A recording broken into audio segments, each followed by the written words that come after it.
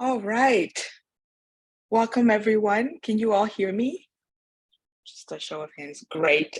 We are officially at the 5-minute marker. So to respect the time of those who have joined us promptly, we will begin. My name is Saran Sidime. I am the PPIA Communications Outreach Manager. I just want to take some time and welcome everyone and give you a quick introduction to PPIA. I'm going to let folks settle in a bit more.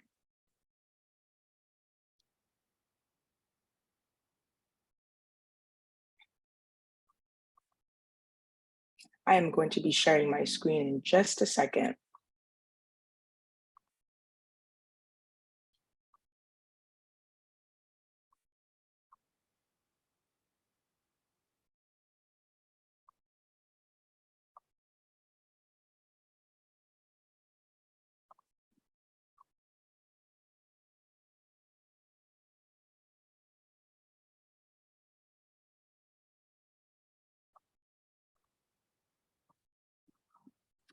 All right.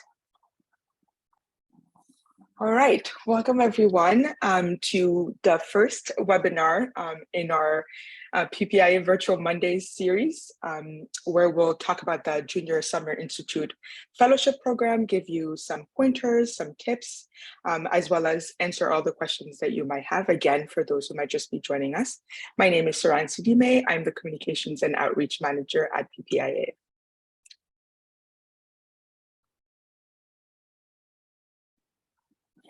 For those who are new to PPIA, our mission is to cultivate the next generations of diverse public service leaders.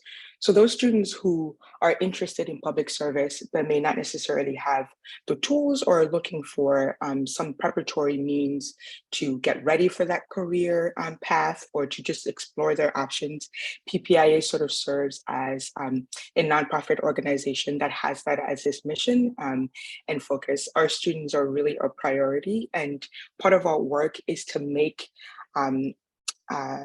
possible through access and essential skills. And this is where programs like our Junior Summer Institute come in. And our vision is for a thriving and equitable world, which we hope that all of the students who have the privilege of participating in some of these programs that we put on will be part of that sort of vision. I also want to take just some time to acknowledge our executive director, who is on the call but will not be speaking, Simone Bolo. So we are a small office of 2 people. So thank you all for your patience. We are receiving your emails and we love the enthusiasm that we're seeing with folks who are really curious about the program and interested in applying. So very quickly, the Junior Summer Institute is a 7-week intensive program for students. It's made up of a cohort of college students who are interested in gaining access to sort of these preparatory means. And today's webinar is particularly special because we'll be hearing from all of our school host site schools, and so I am going to try and make my portion of this presentation super short so we can get to the folks who really have interesting things to say that you would want to hear from. Before we do that, I'm going to go ahead and hand over the conversation to an alum of ours who's going to tell you a little bit about PPIA from the alumni perspective and share a little bit of wisdom with you all. Thanks, Saran. Hi, everyone. My name is James Chan. Pronouns are he, him, his. I am a 2011 alum, and I did my Junior Summer Institute at Princeton and then completed my Master's in Public Policy at the Humphrey School of Public Affairs. So both institutions that are on the call tonight. And I went to the University of Florida. So I saw someone in the room is from UF, so go Gators. And I am a child of immigrants, went to public school all my life, even up to grad school. And so, I was really interested in public service, but didn't know how to go about doing so, didn't know what that meant. And I first heard about PPIA from a program at the Harvard Kennedy School. I think it was called Public Service Weekend as well. And that's how I heard about PPIA. And I was on a call similar to this, and I really, sought out answers about what PPIA is, what's the experience like. It's essentially a 7-week program to really prepare you for graduate studies in public policy and public administration. So shortly after I graduated from the University of Florida, I went to the Humphrey School. And back then, the Humphrey School had a diversity weekend where students of color and those from underrepresented backgrounds could go see the Humphrey School and meet faculty for like a couple of days. And that was my first experience going to the Humphrey School. And it wasn't back then. Humphrey School did not have a JSI. And so that was really eye-opening for a kid who, was from Florida and who have never been to the Midwest. That was my first experience with the Midwest cold. So I went there and met some alumni, met some faculty, and then went to Humphrey School. But before then, I spent 7 weeks at Princeton, and it was a really life-changing experience. People who do the PPIA program will say that it is really going to prepare you for your graduate studies, and I cannot disagree any more. It is. I cannot agree anymore. Sorry. And that came off better in my head. So, at Princeton, I took econ, stats, and there was a public writing course, and as well we would be able to meet with graduate student services and career services that would help us with our resume and tailor our resume, right? Which was an invaluable piece of help that nobody else would get outside of PPIA, right? Like as you're thinking about whether you're applying for a job right outside of undergrad or applying to grad school, it's just so invaluable to have someone look over your resume and help you figure out how do I reframe my resume or rebrand like my story, right? And how to get into these schools. And at Princeton, there were different levels of econ and stats. And I think each of these schools will go into more detail about what their specific programs entails. So I was in the advanced stats and advanced econ classes because I had done, as a business major, I had already done intro to econ, intro to stats at the University of Florida. So I did the advanced classes. But what I loved about Princeton was not only did it have those hard skills or those quantitative skills, but we would also meet, I think it was twice a week, to talk about diversity in public service, right? Like, what does that mean? And how do we talk about racial equity and the intersectionality of the work, right? And I think that those spaces are oftentimes not met, especially for students like ourselves. And that's intentional on how these programs really design these institutions design those programs to really carve out that space for you to think about, where do I want to be in my career and how does my future institution meet those needs, right? And so took those lessons. Also, if you have any questions while I'm speaking, please enter them into the chat. Happy to answer those questions. And so after Princeton, I applied for the Humphrey School and actually got in. And one of the benefits that you'll see from being a PPIA alum is oftentimes a consortium member will offer you a substantial scholarship. And I was offered a full ride from the Humphrey School of Public Affairs, and I just really couldn't say no to a full ride. As you all know, student loan debt is a huge issue in this country.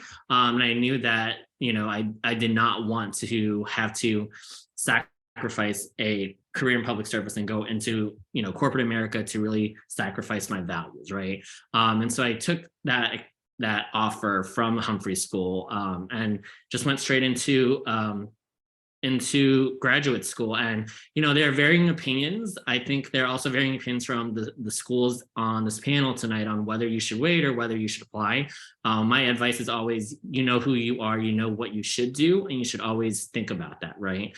And I think for me, my graduate school experience was a lot easier because of my time in PPI, right? I didn't struggle necessarily with those quantitative skills or those quantitative classes as many of my other peers did who did not go through PPI. And so that allowed me to actually get involved in other areas of the Twin Cities. For example, I interned at Target 20 hours a week while I was living in the Twin Cities, right? And that was an invaluable experience for me. So left grad school, came back to Florida because I recognize there's a lot of work to do here in Florida. So came back to Florida and I've worked in Florida politics. And now I work at SEIU, which is probably one of the largest labor unions in the country with over 2 million members, working to really fight for workers of color, low income workers, a lot of essential workers, nurses, janitors, working for fair wages, right? And representing them. In my day job, I work with external organizations to really focus on how do we get out the vote in the API community, which is the fastest growing racial group in this country, and how do we make sure they're represented in our democracy. So I know I spoke a lot, but I'm happy to go into more detail on any aspect of the alumni program, of my experience, or even how think about how do I apply.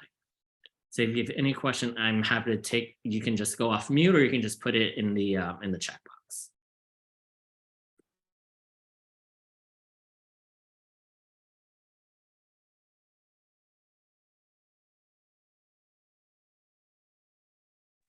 I do have one question. Hello, everyone. My name is Amelia Federico. I'm from Denver, Colorado. Just have a quick question.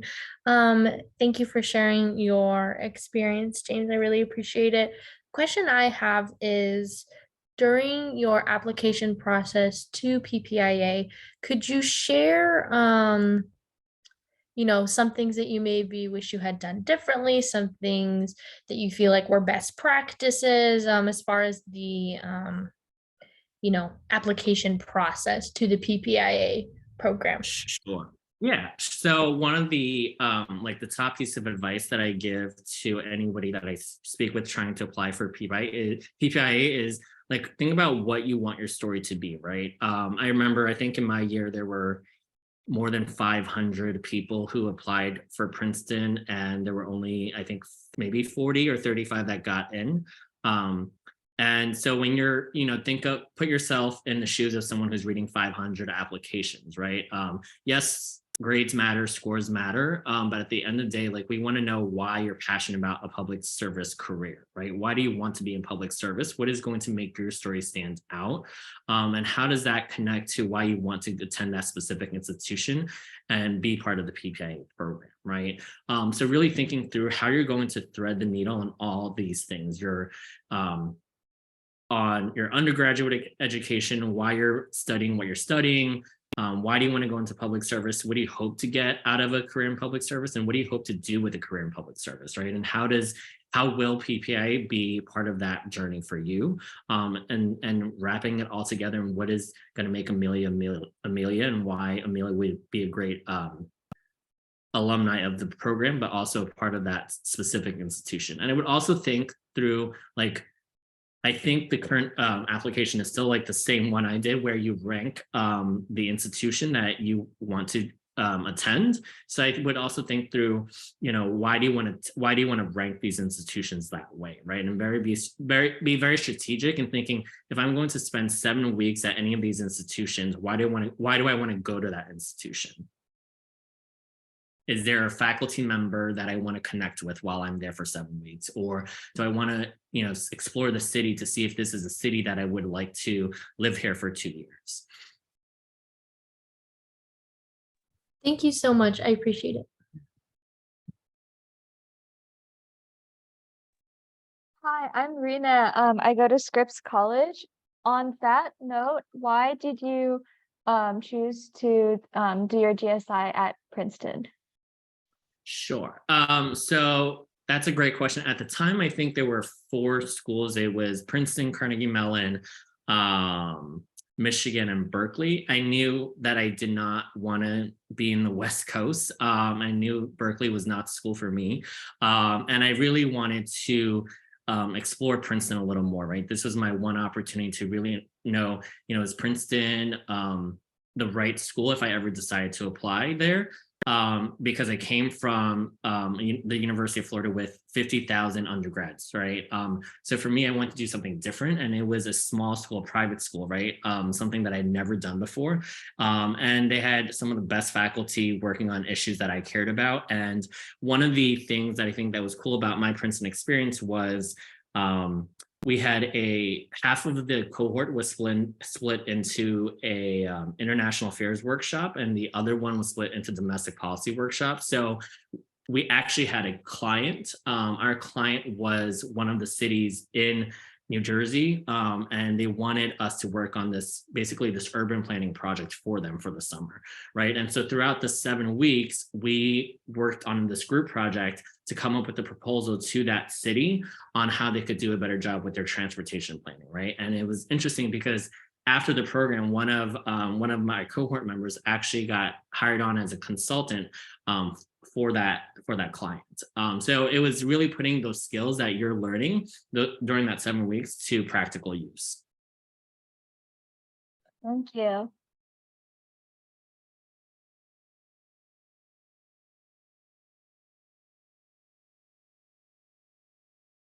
Any other questions?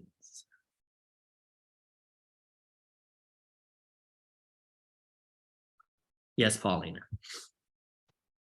I'm Paulina. I go to the University of Florida. Go Gators. I was wondering how, obviously you were saying that the PPIA program prepared you for your graduate degree, but I wonder if you could touch a little bit on how your graduate degree translated into the career you have now. Sure. So I think a lot of the panelists from the schools will talk about this, but the number one thing that I take from my graduate school experience as well as my PPIA experience is the value of that teamwork, right? And knowing what those strengths and weaknesses you have on a team project, right? So like I alluded to this earlier, but working at Princeton on this group project for the city was eye-opening, right? So there, for example, there would be people on our team who would be able to run the numbers and the statistical analysis, and then there were people on our team who were better writers, and so in grad school, it's like your 7-week experience, but magnified, right? So not only are you taking classes Monday through Friday, but now you're working on these group projects during these classes, right? And sometimes it might be a real world client, right? But a lot of times it is all about how do we work together to solve global challenges? And I think that's one of the key pieces, right? Or the key taglines of institutions like the Humphrey School, right? Global policy and doing global service, right? So it's not just how do I work in my own bubble, but how do I work with someone from a corporation or a government entity that's not my own entity, right? How do I get them to really move on some of those issues that we all have in common, right? So how that translates to my current job. So I mentioned, so my job, even though I work for a union, is really working to support our external organizations who are doing work in API communities, and figuring out how we can invest in those organizations that are doing the work, who are best knowledgeable about those communities, right? So even though I don't work for those external organizations, I work very closely with them, and it's all about how do we learning to communicate, learning to strategic plan, learning how to really connect them to people who can make decisions and be donors for them, right? So that's the biggest takeaway from the PPA experience, graduate school, and translating that into the real world. Thank you so much.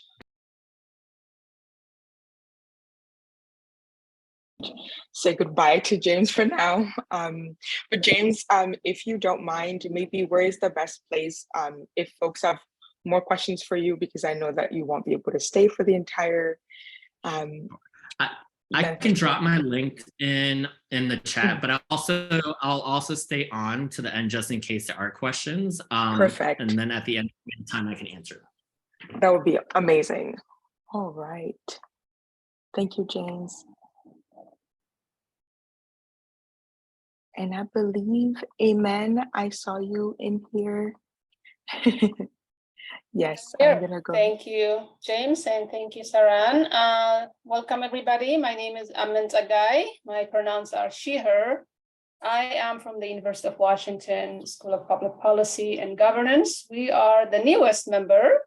We hosted our first JSI last summer. So really happy to be here and really excited to share about our program. Great, thank you. So you will hear from everybody. Our programs are very much similar, but I'm gonna go ahead and make a pitch why you should choose the University of Washington. So why UW? Obviously, you'll be experiencing this absolutely gorgeous, beautiful Pacific Northwest environment.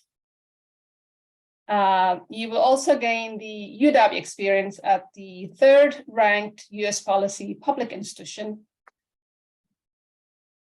You will get to explore courses threaded together with relevant and timely cases that are really innovative in our state of Washington. You will get to explore policy discussions in our weekly public seminars focusing on timely social challenges. This past summer, we focused on 4 themes: housing insecurity and homelessness, policing reform and supporting community safety, climate environmental justice, as well as improving conditions for migrant farm workers. And through those 4 discussions, next please. Thank you. You get to delve in deeply in policy analysis and evaluation through a mini capstone project around those 4 different themes, and students get to work in a team of 4 and really work on those 4 themes and present at the end of the program. One thing unique for us is what we call the community engagement and leadership. And in this course, you get to learn the principles of community engaged leadership. What does that mean to think about frameworks about community leadership? So that's really important, bringing experts in community-based organizations who are doing intentional community-centered leadership design. So we're really excited about this work. And then you'll have a networking opportunity and then mentoring programs by public policy practitioners. 4 out of 7 weeks, you will have a time with your mentors and really shadowing them at their workplace and learning about their careers and just asking all kinds of questions that you would like to know in terms of your own career trajectories. So the next slides, I put together some collage to kind of show you what a day in the life of a JSI scholar looks like at the University of Washington. What you see is a day visiting Microsoft, really learning about their Policy Forward event. The second picture, you'll see our 2-time governor, Gary Locke, who was also an ambassador to China and a Secretary of Commerce. And the students got to know him and really engage with him. And then the last picture is one group presenting around climate and environmental justice at their final mini capstone project. So along with all of those, you get to learn more about the graduate school and career workshops. We held several sessions around wellness and personal and leadership development. We practiced community conversations and weekly reflections. We did a bunch of field trips, including Microsoft, Gates Foundation, as well as Salesforce. You get to hike and do sightseeing on weekends, evenings, and as well as sporting events. And you get to explore Seattle as much as possible in a beautiful summertime. As everyone mentioned, as also James articulated, we offer 4 courses: economics for policy analysis, implementation and program evaluation, quantitative methods for policymaking, as well as leadership and community engagement. Again, these courses are threaded and really designed to make highly applicable, timely, relevant, real-world policy management issues. So I hope you will consider us. I have my contact information on the next slide. You can email us. I'll also put it on the chat, ppi@uw.edu. And I look forward to seeing your applications. Thank you.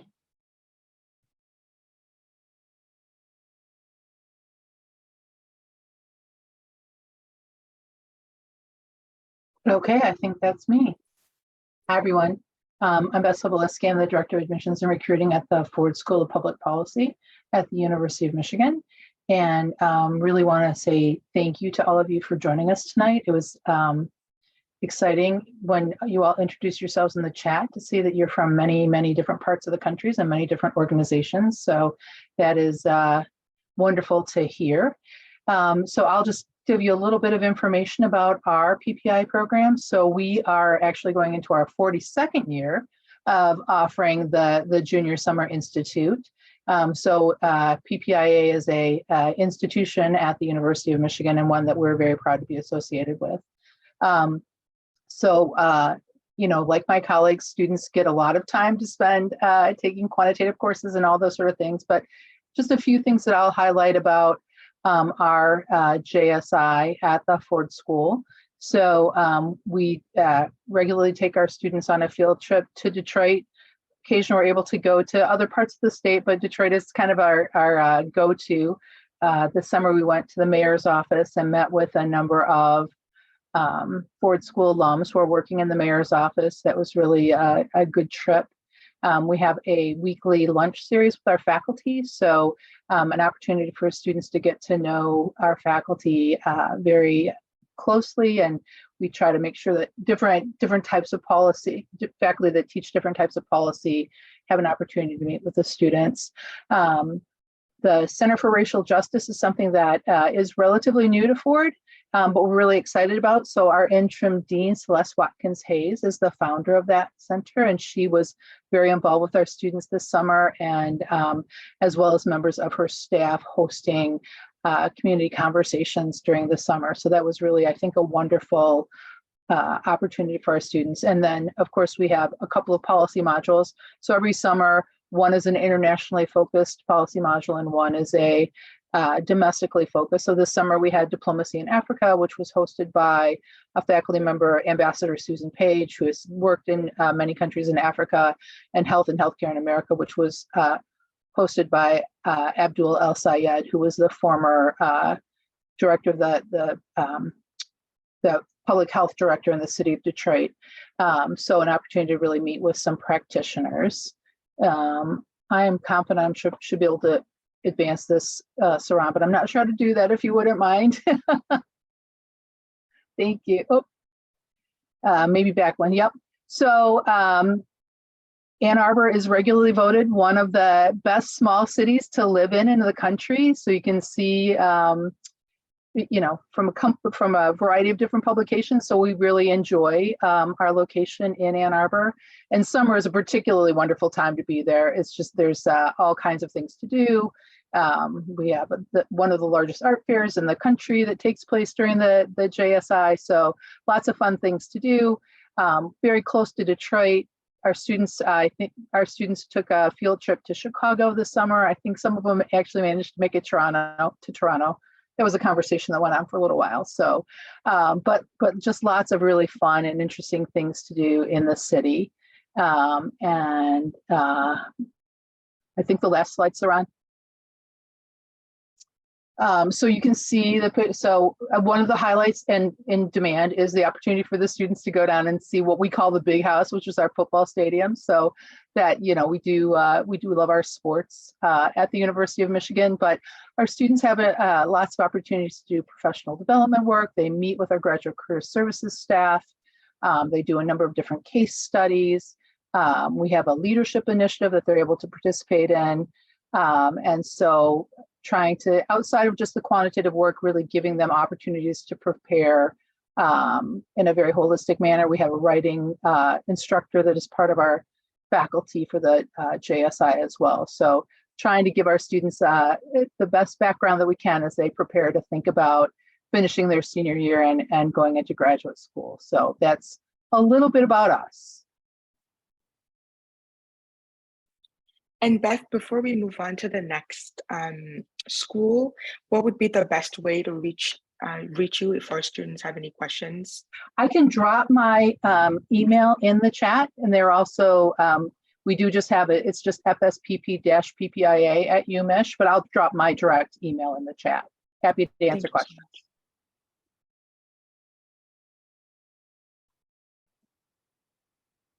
Hello, everyone. My name is Erin Walker, and I'm with the Goldman School of Public Policy at UC Berkeley. It's my pleasure to be here with you today. This is my first webinar for PPIA, so I'm excited to see all of your applications in the next few months and get to know you all. The Goldman School of Public Policy is located in Berkeley, California. We are the #1 policy school in the country at the #1 public institution in the country. The previous slide had a picture of our, I'm sorry, of our brand new dean, who is also a PPIA alum. He did PPIA at Michigan, so go Michigan.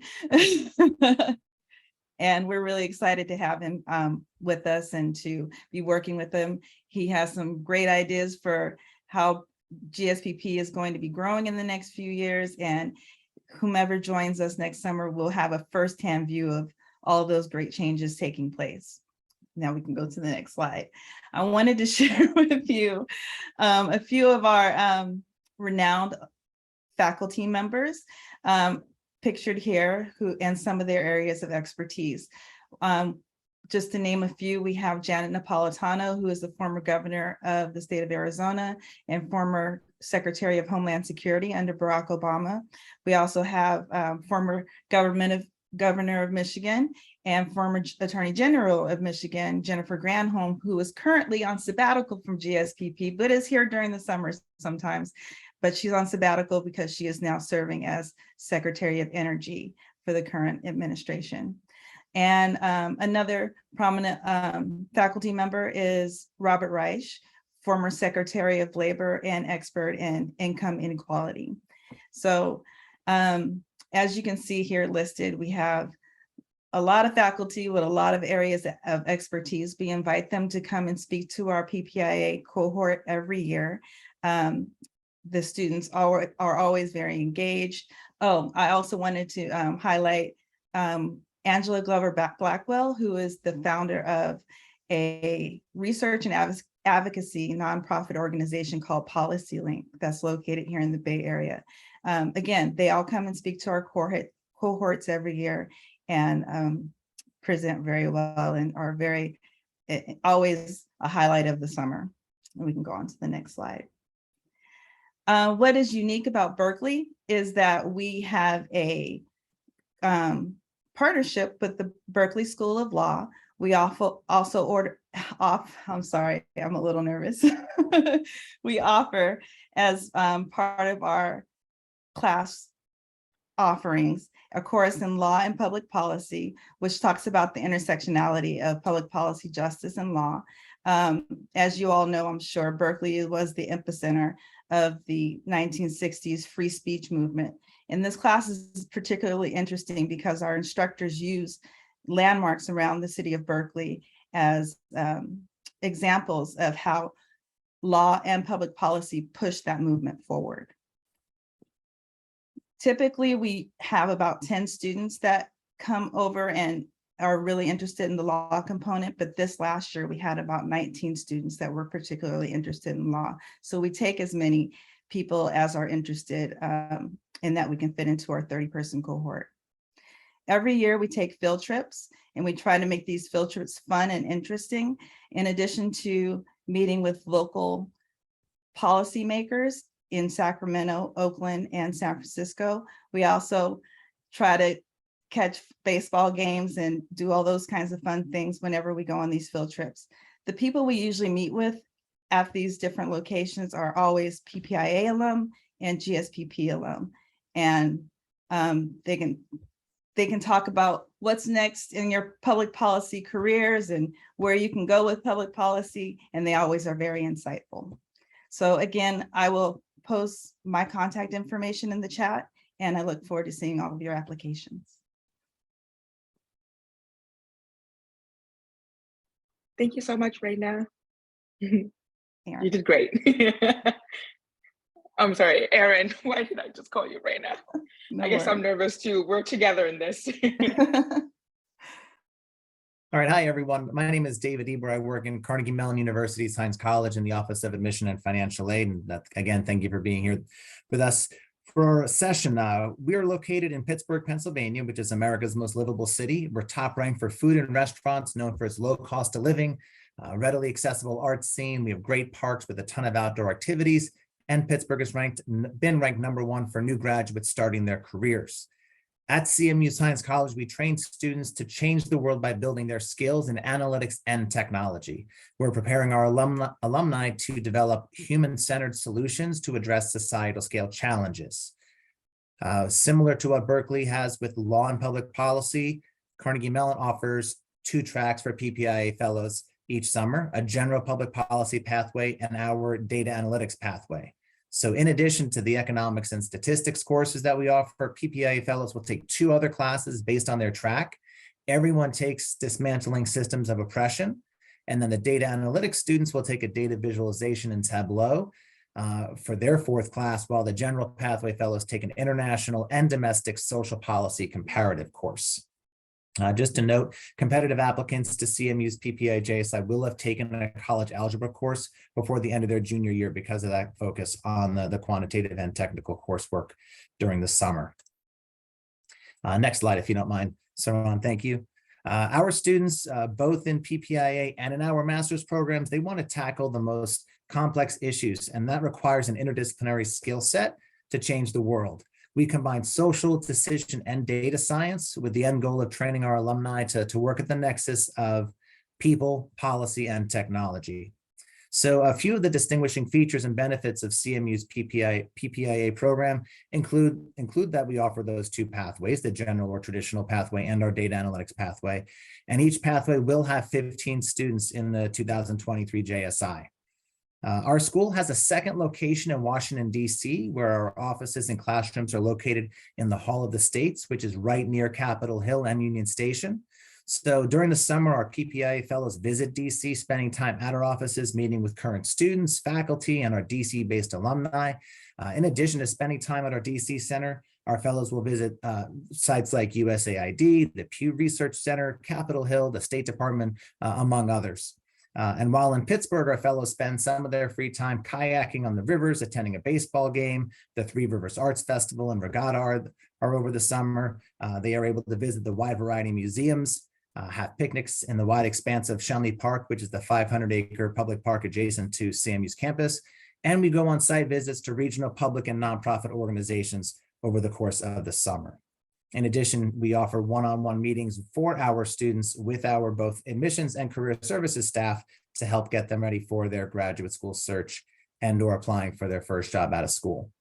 All right, and on our last slide here, just in closing, our PPIA JSI and our master's students programs, are getting prepared for successful careers in an ever-changing world. And we're preparing our students with a competitive skill set for the careers in public policy and international affairs. And not only do we offer those competitive skills for the job market, we offer an extremely competitive financial aid package for PPIA alumni who attend Heinz for graduate school, and that's a full tuition scholarship and a living stipend. So thank you for your time, and I'll turn things over to the next JSI host.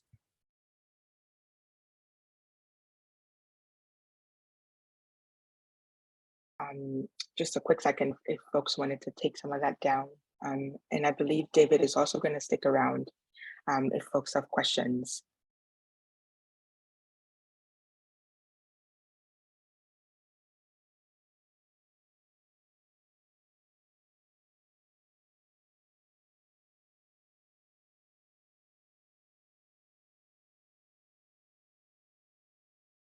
Shalonda, I believe we are ready for you. Okay, I was waiting for my cue. And I also, thanks, David, following full tuition and a stipend. Yay, okay, here we go.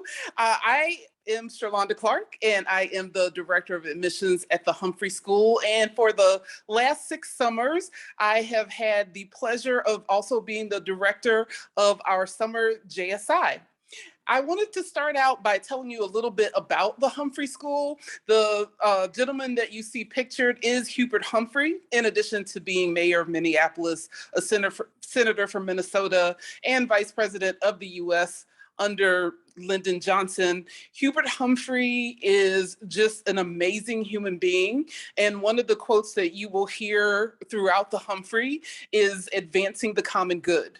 And that is what our school is all about. Our school is designed for people who want to change the world. Whether you want to do that locally, nationally, or internationally, the Humphrey is a place, a destination, if you will, for people who are looking to connect with others and gain the skills necessary to make the type of impact you want to make on the world. Next slide, please. So I want to welcome you to the Twin Cities of St. Paul and Minneapolis. If you've ever heard of the Twin Cities, that's what people are referring to. St. Paul there on the left, home to our state capital, Minneapolis on the right. And I'm going to say it looks like that every day.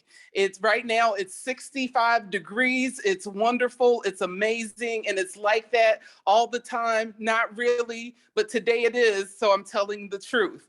But I always like to tell folks about Minneapolis and St. Paul, the Twin Cities, because I feel it is one of our best assets. And a really good reason why you might want to spend 7 weeks with us. In addition to St. Paul being the capital, we have a Federal Reserve here. Minnesota is home, Minneapolis, the Twin Cities is home to the highest number of nonprofits per capita. We are home to 18 Fortune 500 companies. All of those companies have policy arms, and we have alumni who work there. So I always say, if you want to do good and look good, this might be a place where you want to come and make those corporate connections. If you are outdoorsy, we are, I believe, the #1 bikeable city. We are generally in the top 5 for being LGBTQ friendly. And so there's just a lot of really cool things. If you're not outdoorsy and you're like, no, Shalonda, I'm very indoorsy, no worries about that. We also have the highest number of theater seats per capita outside of New York City. We have all the major sports teams that are here. They don't necessarily win, but they are here. So you can check them out. So you will have theater, lots of live music. Remember, this is the home of Prince. So there's just a lot of really cool things happening in the summer. Next slide, please. Last but not least, why our, oops. Yep, there I am. Okay, why our JSI?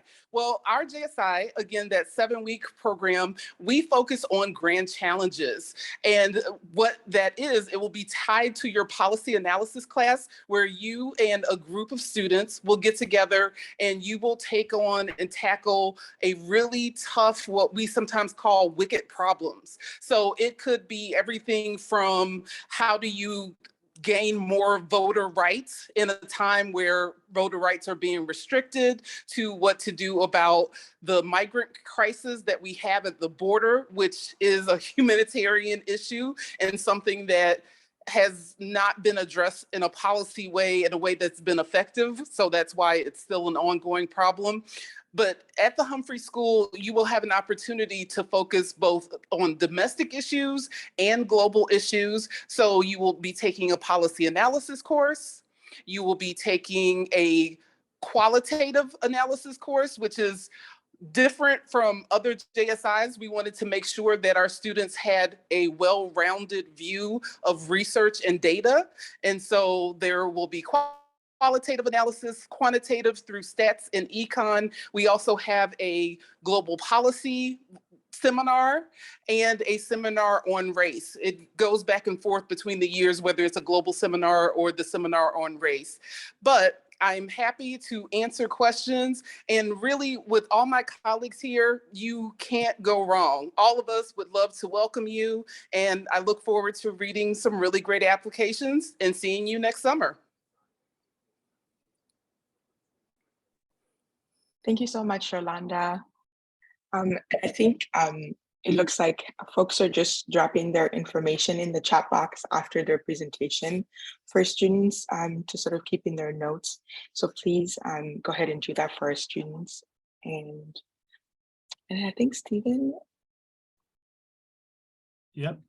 Yeah. Okay. Yes. Perfect.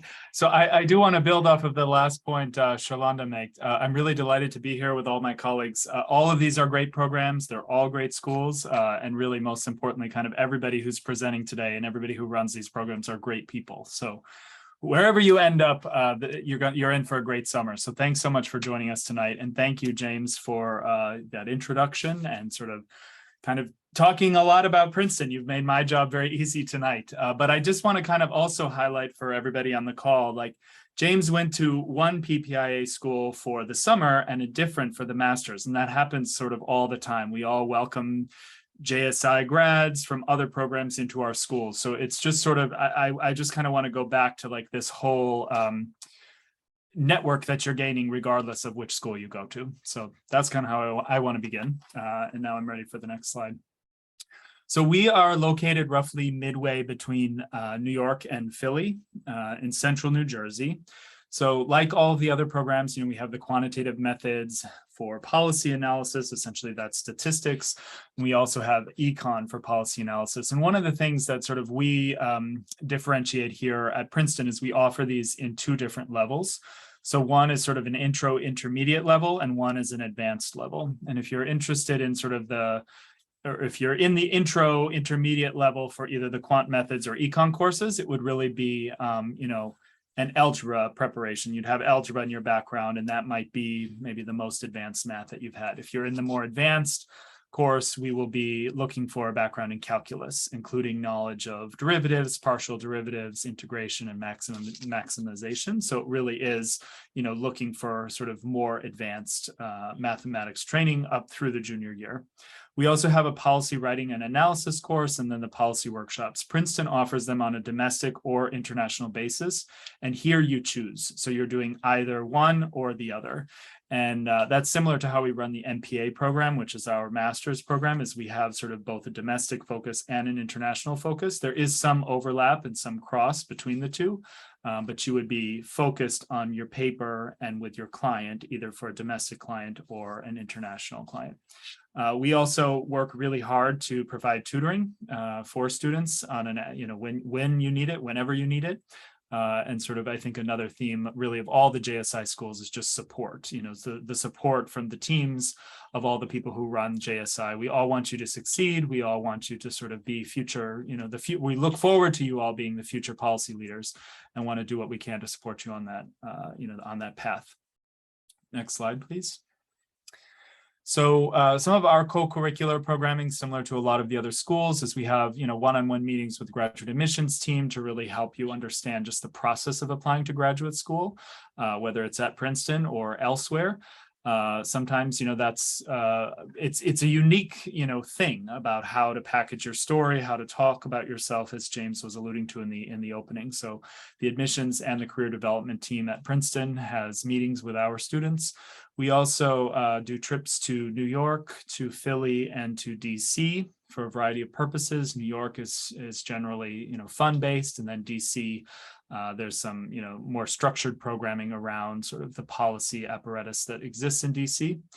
And we also bring in a lot of different fellowship organizations and job organizations like Princeton in Africa or Princeton in Latin America, which many of our students actually go on to work at after they graduate from undergrad. We are a school on the master side that really values work experience. So most of our students go from the JSI program back, finish their undergrad, work for a while, and then if they're interested in Princeton, they come back a few years later. That differs between the schools. So, kind of as you do your research, that might be something to kind of think through.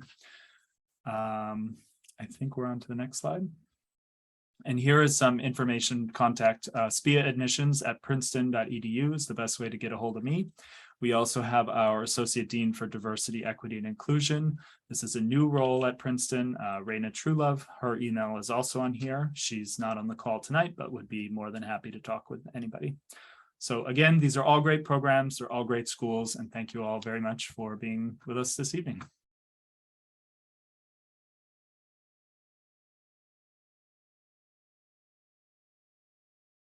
Raina. That is what I've learned today.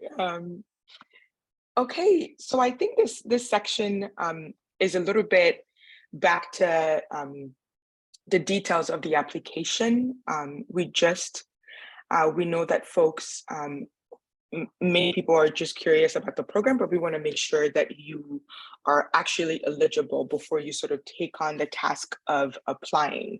And so people who, and actually the way that the application this year is set up in the Smartest Select app, I'll talk about that a little bit, is that if you're not eligible, you won't be able to move past that first page of the application process. So when you get to the application itself, the Smarter Select app will have a series of questions for you to help determine your eligibility. If one of those questions you sort of answer in a way that you're not supposed to, you won't be able to move on with the application. So I think it's just really important for you all to know the eligibility criteria to both save your time and resources. I'm also, I will probably stay on the call to take any specific questions if folks have them about that, and we'll leave my information as well in the chat. We also have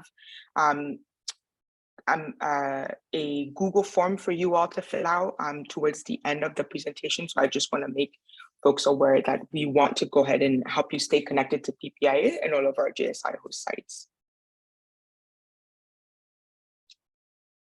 What we look for, I think you've sort of heard all of our host site talk a little bit about what makes a strong applicant, but I think in general, you know, students who are serious about their academic work, demonstrate commitment to public service, a lot of volunteer touring experience. I know that for a lot of the students we bring on board are students who are deeply committed to their communities and are involved in those various ways. Strong letters of recommendation, we always say, speaks highly for a student as well, including all of that. And the other thing that I would say is everything I'm talking about here is actually available on the PPIA website, which I will put in the chat. But if you go to the Junior Summer Institute link, you will not only have access to every single JSI host site individual JSI webpage, you'll also have access to a Q&A that will answer most of the questions that you might have in details as well. So let's just keep that in mind. The application requirements are listed up here. I'm just gonna sort of quickly go through it. So 2 letters of recommendation, academic and public service, 3 to 5 essays, 3 required for all applicants. And when you sort of go inside of the application, you will have the questions in detail, but also if you don't have your question answered up here, I'm happy to take it in the chat, or feel free to also visit our FAQ section because it does answer a lot of these questions in detail. And just to note, I believe you have heard Berkeley and CMU talk about this, but if you wish to be considered for specialized tracks, UC Berkeley requires an essay for law fellows, and then CMU also requires an additional essay for the data analytics track. So these are things to keep in mind. This might be a good time to get your resume up to par again and start nagging your college offices for an official transcripts, and just get ready some of those documents that will make your application process a lot easier. The selection process and notification. So once we sort of have all of the application, which is quite a few, not quite a few, but quite a bit every year, we will sort of, our JSI host sites will sort of have some time to make their decisions. And then out of those decisions, we usually offer up to 140 to 100 fellows will be admitted. And then you will be offered, you know, you will receive an offer letter that will let you know where you've landed. And so the how to apply, we do have a new system this year that's different from the one that we used last year. It's just called Smarter Select. And I believe actually a lot of fellowships use it. So hopefully some of you are already familiar with it, but you'll just go to this link. And this link is on the PPIA website. It's on a lot of our social media posts. you'll just go on the link and then you'll create an applicant profile. And then at the very first page, we've made sure to have a lot of instructions on there so that you are, you sort of know how to go about the application itself. And then we also have our FAQ pages again, if you do have any questions about that. So I'm gonna pause right here and I think bring us into conversation, because I think this will be a good time to see faces again and to see if folks have questions about anything I've just said or anything. Oh, yes, I see okay, multiple hands are up. Okay, I'm gonna go from sort of my left, and Andrea is first, and then Anna, and then Ethan. And I really hope I'm saying everybody's name right. Okay, Andrea, I believe you can go ahead and unmute. Yes, hi, hello, how are you? Good. I have two questions. So one, I wanted to know, it says international students are only eligible for 3 of the JSI schools. If you are undocumented and are DACA eligible, but currently do not have DACA, would you be considered an international student?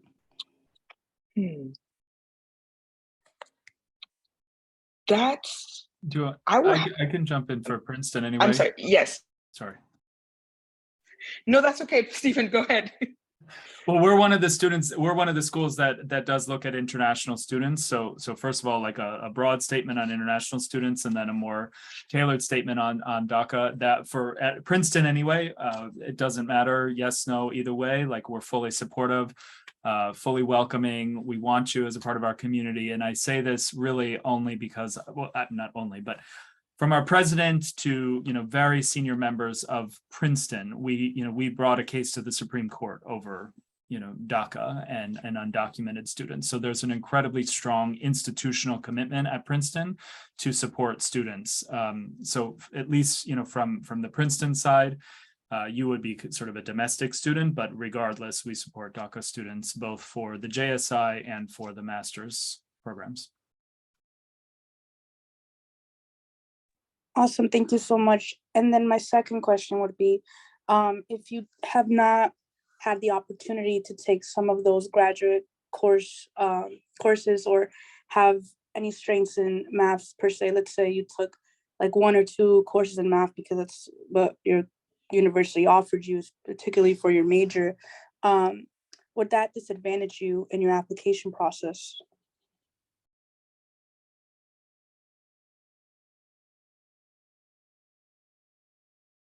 I just want to let any of our JSI host sites know you can jump in at any time to respond to any of these questions.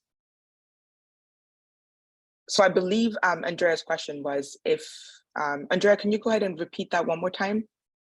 Yes, when looking at the transcript, if the student does not have any strong or various courses in math and data, due to the university that they attend not having or offering those courses in their major, are they at a disadvantage? I'll give that a shot. So, the quantitative classes in all of our JSIs are really, right, we're hoping to reach students that haven't had the opportunities to develop those strong quantitative skills at their home institution. And so, part of our goal is to sort of remedy some of those gaps. With that said, if you can get an algebra class, right, if you can get some basic math coursework to help you be prepared for those stats and micro classes, that's really helpful because those 7 weeks go really quickly. But we're not, at least at Michigan, we're not expecting sort of extensive quantitative preparation, but some basic background is helpful, I think. I would also just add for, in this instance or in any instance, sort of context matters. So, if there is an instance where these types of courses aren't available or offered at your school, help us understand that. And I think, at least at Princeton, and I think it's true for the other schools, what almost matters more is what you do after the JSI program. After JSI, do you return to your home institution and take additional quantitative courses, building on the foundation you had in the summer? Sends a stronger signal, or is almost more important, if you will, than sort of what you had going into JSI. Thank you so much. Just one more point on that. It doesn't necessarily need to be math at the college level. If you had a higher level math as a high school student, or you took an AP course as a high school student, that information would also be helpful. So it doesn't have to be a literal college level course during your undergrad experience. We would look at high school courses potentially to help, again, paint that picture, provide that context.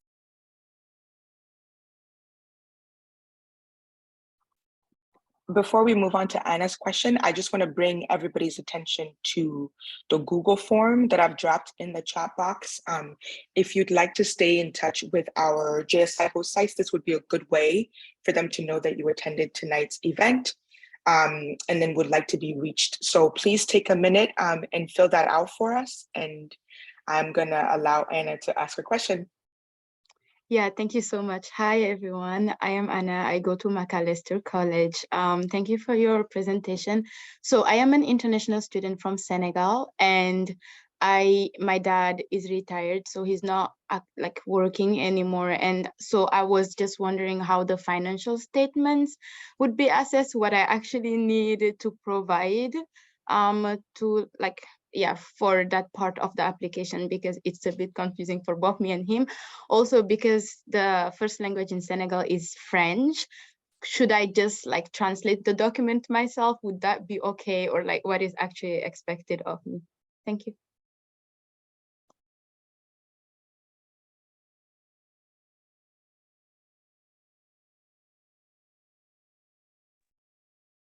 So Ron, do you want to provide a PPI-wide answer to that question, or do you want us to?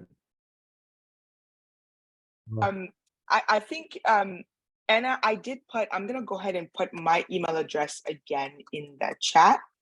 And I think this is a conversation that we can talk a little bit more about in detail.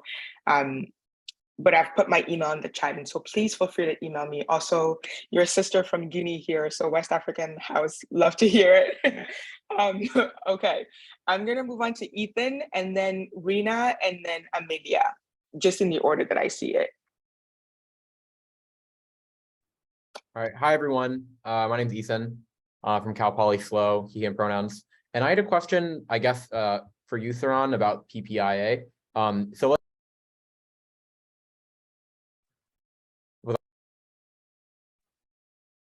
hello? Yes, please go ahead Sorry. and ask your question once. Yeah. Hi, my name is Ethan from Cal Poly SLO. I use he, him pronouns. And I guess it's more of a question for you, but for the consortium, are you allowed to go to like a school that's not, for example, like at Berkeley, they have Goldman, but then could you go to another school on the Berkeley campus, like Luskin, for example? Because I'm interested in doing an urban planning kind of thing. And some of the schools on there are like have urban planning degrees, and then some of them don't. So how does that work? Can you do like a blended degree kind of thing? Like, is that allowed with the consortium? You know, I think this is actually a conversation to take up directly to those schools. I know that we've actually had quite recently a lot of partnership with Luskin. They've even they were one of the schools that hosted a public service weekend. So that's another program to keep in mind for folks. So we do have the Junior Summer Institute, which is our 7-week intensive program, but we also host a public service weekend that schools put on, which is also another way to get introduced to the curriculum and options to get involved at the graduate level as well, if that's an interest. And so this is another one of those questions, very good questions, also sort of tough to answer on the spot.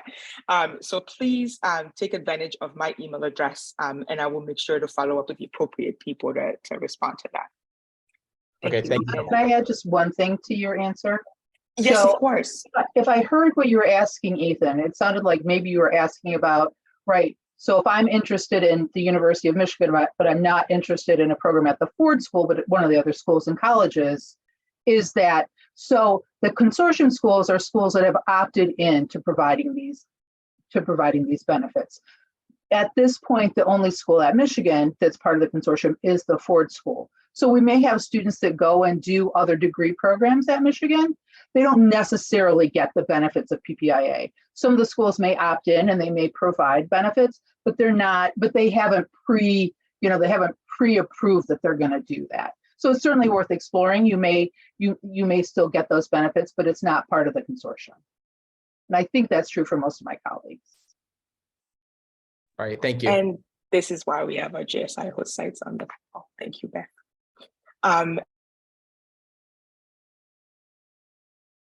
You're muted. Right, that doesn't help. I believe the next question is Rina. I hope I'm saying that right. Rina, thank you. Okay, yeah. My question is for the host sites that offer only one level of econ and quantitative courses, which I think is all the host sites aside from Princeton and Carnegie Mellon, how do the programs balance the varying backgrounds that people come in with? Well, I'll start. One, I just wanted to, I'd be remiss, Ethan, if I didn't tell you that the Humphrey School has an excellent urban planning program. So you can put your worries aside and just come to the Humphrey School after your PPIA experience and get all of your benefits. So there's that. As it relates to our quantitative courses or our statistics course and our economics course, what we do, we have actually really skilled instructors, and each of those courses also has an excellent TA. And so our model is to meet students where they are. And so our instructors have, especially there's several of them who have been doing this for a couple of years, they know that there's going to be a different exposure level, if you will. And even sometimes when students have taken the courses, they'll say, I took this, but I kind of forgot, or I didn't really think I mastered it. So I just want to say that so that people don't feel intimidated one way or the other. And so our whole purpose, as Beth mentioned, is to prepare you for graduate school. And so this program is a perfect vehicle for folks who might be missing a few things. Like that's what this program is designed to do, is to really give you a well-rounded experience that will make you a well-rounded applicant for graduate study in policy and international affairs.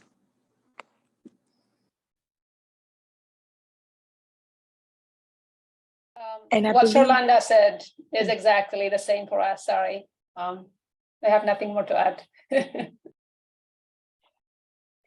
Okay, I think the next person is Amelia. Yes. Perfect. Thank you so much. And it's so lovely to be here. I heard about this program in February, and so I'm so glad that I'm here now learning more about it. And so my question is to the colleges and universities and the partners who listed, education policy as kind of like a specialty that was available at, within their public policy programs. I wanted to ask, what opportunities is available for summer fellows to either meet with somebody who teaches in those specialized policy areas, for example, because I want to do education policy and have considered specializing in it. And so I know that I noted in my notes that I know I saw Carnegie Mellon and Berkeley had two education, kind of specialties noted on the slides. And so my question is, what opportunities are there for summer fellows to kind of, explore those specialties, if you will? I'll jump in just as someone that kind of took over our PPIA midsummer last summer. I know what we did was look at the area policy interests of our cohort in particular, and we went and found the professors that really focused on those policy interests, and those were the ones that we asked to come and do our special speaker series, give special lectures, and to have lunches with the students so that they could have one-on-one time and talk about their policy interests in more depth. Similarly, what we'll do at Carnegie Mellon is use a pre-arrival survey of the fellows to establish kind of a suggested content to the instructors, especially in the econ and stats courses, but even in the policy course as well, to give the faculty a framework to use when developing problem sets and ways of teaching this content and these skills to students. Very often they'll use case studies, for example, in their courses as part of the curriculum. We'll also do, again, site visits to relevant organizations based on students' interest areas, and we bring in our guest speakers as well based on those interests. So whether it's in Pittsburgh or in DC or virtually, whenever we're doing our development of the extracurricular or co-curricular activities, we're using that input from the students based on their interest areas. Perfect. Thank you so much. And a quick follow-up, because I know we have one more question in the queue. If a student, say, for example, if my cohort, for example, was not interested in ed policy, would there be any opportunities for me to potentially meet with a professor who teaches ed policy, have potentially an informational interview, or anything like that? Absolutely. Yeah, I think one of the nice things for our students, our students were super proactive about reaching out to faculty. And so I think that's one of the nice things about being in person in the summer is that you do have that ability. I mean, we have our faculty lunch series, so they get to meet them sort of through that, but they're always open to individual conversations. I will mention that Michigan has a really strong education policy track. We have a couple of research centers that do education policy specifically, so take a look. Thank you so much. I appreciate that. And I love how see your little dog came in. Very nice. Thank you so much.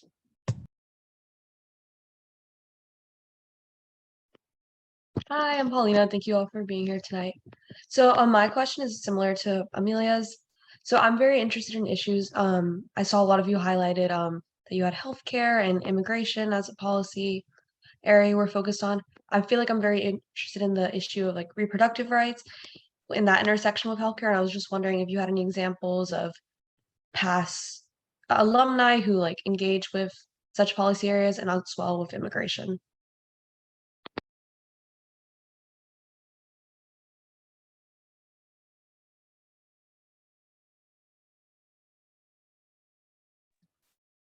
Princeton has both. I would say it's a little bit more in the MPA, the master's side, where you'd have a chance to engage in a very deep, meaningful manner, but certainly the access to the faculty who are studying those and definitely the alumni who are working in those spaces would be a possibility over the course of the summer.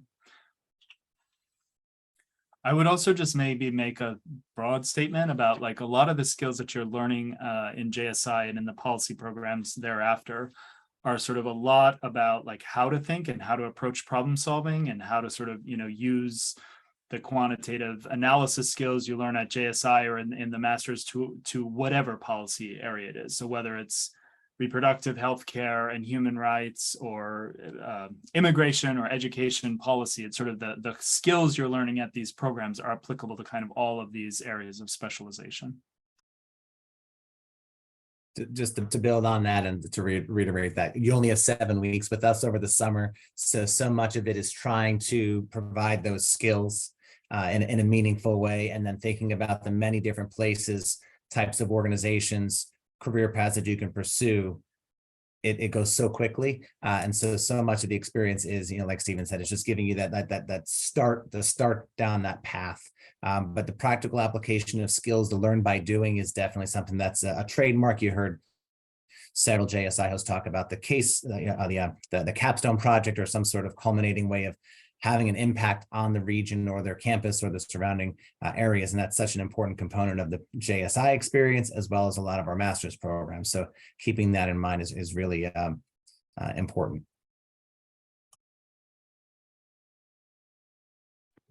Thank you. And then I have one more question.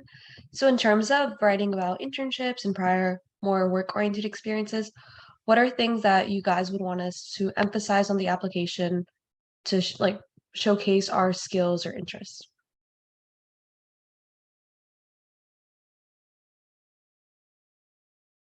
I'll just mention really quickly, one of the things that I see students mention a lot that I always think are really interesting is sort of their involvement on campus, right? If they're involved in student organizations, and if they have leadership roles with those, anything that's sort of, I always say we want to know a little bit about how you spend your time, right? So what's important to you, what's important enough to you that you're going to spend your time on it, I think is interesting. I think you could answer that differently for every person on this call. And I would just sort of, sometimes people are working like an actual job, maybe they're working in campus dining or Target or whatever it is, because they have to help sort of pay for tuition. That is also important. So it doesn't have to be, an unpaid internship in Washington, D.C. full and nothing else. It's really, as Beth was saying, how have you spent your time? What are you doing outside of class? That's more important, but it's really kind of up to you to bring that through to each of the schools to help us understand. Don't feel that you have to have every last detail of your goals and your career path already planned out, right? We're looking for concepts that allow us as a committee to know that this is the right path for you, that we're going to help you to figure that out through the JSI experience. So don't feel like every last detail has to be precise as you talk about your goals, but as specifically as you can describe those goals, please do that, because we do want to make sure that this is the right place, the right direction for you to head in, and share what motivates or is inspiring your passion. That's really something that's inspiring to us as committee members, as folks who are reading those applications. And anytime you can tie in leadership roles that you've taken on in paid or unpaid positions, big or small organizations, the impact that you're having with those organizations and on your community or your campus as a whole is or even in part, is really important. And working with diverse teams is something that's really important, because the spirit of the JSIs and our institutions and PPIA overall is so much a part of bringing together people from different perspectives and backgrounds, knowing that kind of that opportunity to work with people from different backgrounds allows you to come up with hopefully a better, if not the best, solution for the problems that we face as a society. So please do use that opportunity within the essay to talk about diverse teams that you've been a part of. Thank you all for your answers.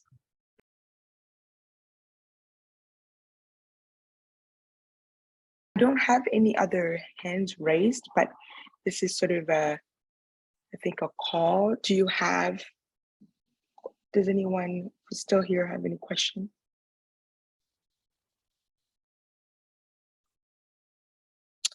And we are hitting the 8 p.m. wall. Well, thank you everyone for joining us tonight for this webinar. Thank you to our JSI host sites. More thank yous in the chat. Thank you for your time and your expertise. And we will be in touch. Bye, everyone.